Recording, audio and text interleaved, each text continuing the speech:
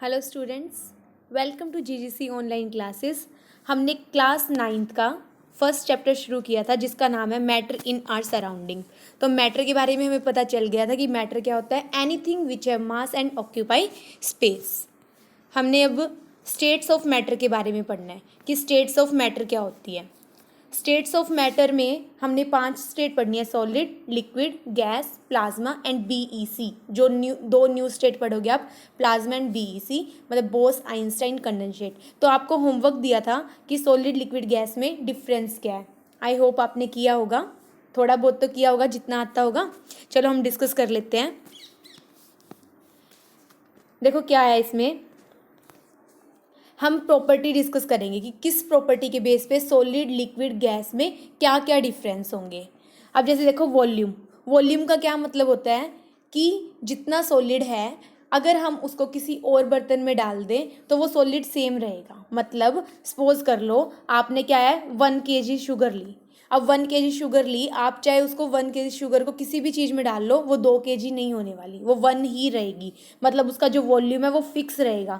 Similarly liquid, liquid में क्या होता है, अगर आपने 1 लीटर मिल्क लिया है तो अगर आप उसको किसी भी चीज़ में डालोगे वो 1 लीटर ही रहेगा। लेकिन गैस का वॉल्यूम कोई फिक्स नहीं होता। अब जो एयर है वो सब जगह है, लेकिन वो क्या है कि हम उसको कंप्रेस करके हम उसको किसी, जैसे सिलेंडर में आ जाती है ना, सिलेंडर में क्या होती है, गैस होती है। अब जो गैस है अगर वो लीक कर जाए तो पूरे घर में फैल जाती है। तो मतलब कि गैस का वॉल्यूम है जो वो कोई फिक्स नहीं होता।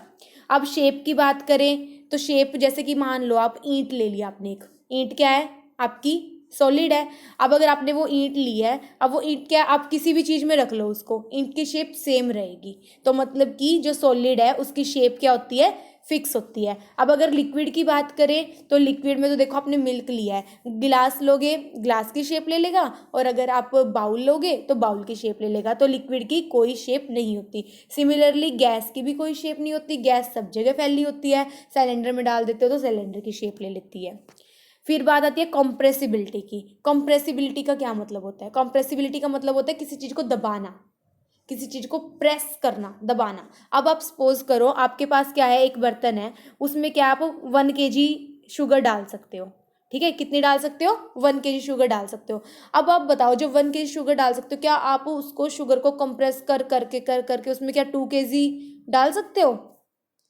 अगर आपके पास जो बॉक्स है वही 1 kg का है तो क्या आप उसमें 2 kg डाल सकते हो?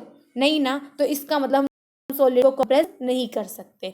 लिक्विड को बताओ, हमारे पास दूध वाली कैन है मान लो, इसमें 1 लीटर मिल्क आ सकता है। अब 1 लीटर मिल्क आ सकता है, हम क्या इसको कंप्रेस करके 1.5 लीटर या 2 लीटर डाल सकते हैं? Not possible. तो इसका मतलब कि लिक्विड की कंप्रेसिबिलिटी भी नेग्लिजिबल होती है, हम उसको प्रेस नहीं कर सकते। अब अगर गैस की बात करें तो गैस में क्या होती है, कॉम्प्रेसिबिलिटी होती है। अब वही सिलेंडर वाला एग्जांपल, वहाँ एक तो सब जगह फैली हुई है गैस, और एक उसको कंप्रेस करके किसी चीज़ में डाल देना, तो वो क्या होती है, अपनी गैस की कॉम्प्रेसिबिलिटी होती है। अब अगर हम डेंसिटी की बात करें कि डेंसिटी क्या होती है, देखो डेंसिटी क्या है, सबसे पहली बात हमें डेंसिटी का मतलब समझना होगा कि डेंसिटी होती क्या है। देखो डेंसिटी क्या होती है, डेंसिटी का मतलब होता है मास बाय वॉल्यूम।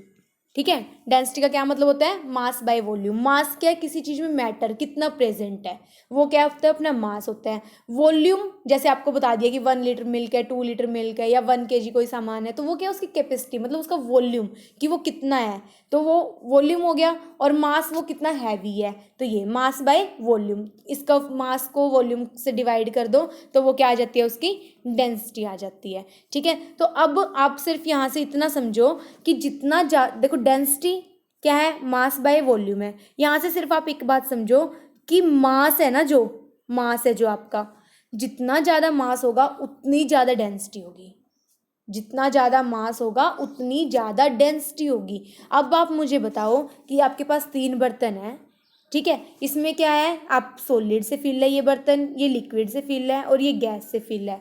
तो किसमें मास सबसे ज़्यादा होगा, किसमें सबसे ज़्यादा, कौन सा ज़्यादा हैवी होगा, सॉलिड वाला। तो मतलब सॉलिड की डेंसिटी ज़्यादा होती है, लिक्विड किससे कम होती है, और गैस की सबसे कम होती है। तो आपको ये डिफरेंस समझ आया, इसमें क्या डिफरेंस है कि जो डेंसिटी है, डेंसिटी में क्या होगा, सॉलिड की सबसे हाई होगी, और सॉलिड की सबसे हाई होगी, लिक्विड की कम होगी और गैस की सबसे कम होगी।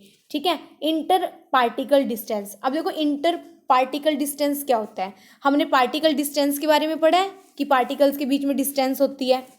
जैसे कि ये है हमारा कोई मैटर है, हमने पढ़ा था कि मैटर क्या है, पार्टिकल से बना होता है और पार्टिकल का साइज क्या होता है, बहुत स्मॉल होता है। पार्टिकल का साइज बहुत स्मॉल होता है और पार्टिकल में जो ये डिस्टेंस होती है, पार्टिकल के में बीच में कुछ स्पेस होती है। तो हमें पता है जो सॉलिड होता है, अब सॉलिड के जो पार्टिकल्स होते हैं उनके पार्टिकल्स के बीच में बहुत कम स्पेस होती है और जो लिक्विड होता है उसके पार्टिकल के बीच में स्पेस होती है और गैस के बीच में जो है पार्टिकल के बीच में बहुत ज़्यादा स्पेस होती है।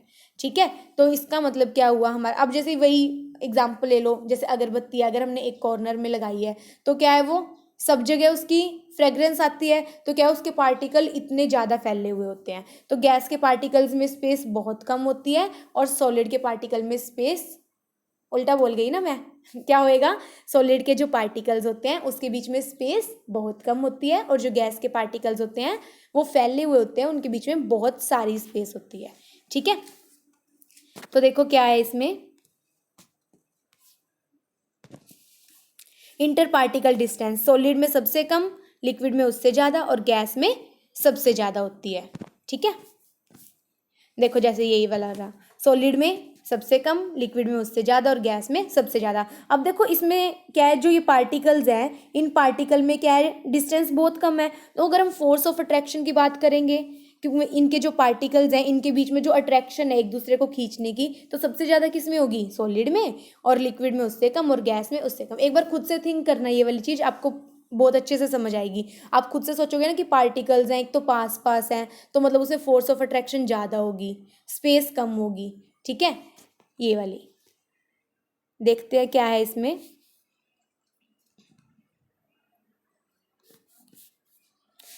अब देखो क्या है इसमें, इंटर पार्टिकल डिस्टेंस हमने स्टडी की है कि क्या होती है, सॉलिड में सबसे कम, लिक्विड में उससे ज़्यादा और गैस में सबसे ज़्यादा।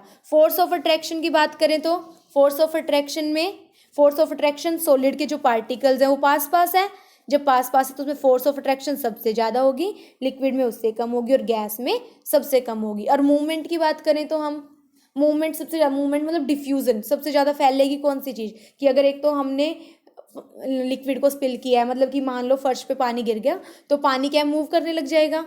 ठीक है। और अगर आपकी शुगर गिर गई तो वो कितना मूव करेगी, और अगर आपकी गैस लीक होगी तो वो कितना मूव करेगी, सबसे ज़्यादा मूव क्या करेगी, हमारी गैस मूव करेगी और सॉलिड हमारा सबसे कम मूव करेगा। तो मूवमेंट सबसे कम किस में होगी, सॉलिड में, लिक्विड में उससे ज़्यादा और गैस में सबसे ज़्यादा होगी। तो ये हमारे डिफरेंस है सॉलिड, लिक्विड, गैस के। अब हमारी दो स्टेट रह गई है, दो स्टेट कौन कौन सी रह गई, हमारी प्लाज्मा और बोस आइंस्टाइन कंडेंसेट। एक बार आपने इस पे रिसर्च करना है, प्लाज्मा और बोस आइंस्टाइन कंडेंसेट पे रिसर्च करके मुझे मैसेज करना है कि मैम इसमें ये डिफरेंस होता है और इसमें ये डिफरेंस होता है। ठीक है। तो अभी आपके लिए एक क्वेश्चन और है कि हम बोलते हैं सॉलिड की शेप फिक्स होती है, बोलते हैं ना सॉलिड की शेप फिक्स होती है, तो जो रबर बैंड होती हैं उसको तो हम स्ट्रेच कर सकते हैं, स्ट्रेच करके शेप उसकी फिक्स नहीं होती, स्ट्रेच करके शेप चेंज हो जाती है, तो वो सॉलिड कैसे है, और रबर बैंड तो सॉलिड होती है। एक क्वेश्चन ये है आपके लिए। दूसरा क्वेश्चन आपके लिए ये है कि जो शुगर होती है हमारी, हम कहते हैं जो सॉलिड है उसकी शेप फिक्स होती है, बोलते हैं ना हम उसकी शेप फिक्स होती है। अब शुगर को हम अगर बाउल में डालें वो तो बाउल में भी आ जाती है, ग्लास में डालें ग्लास में भी आ जाती है, किसी और बॉक्स में डालें किसी और बॉक्स में भी, वो तो सबकी शेप ले रही है, तो वो सॉलिड कैसे हैं।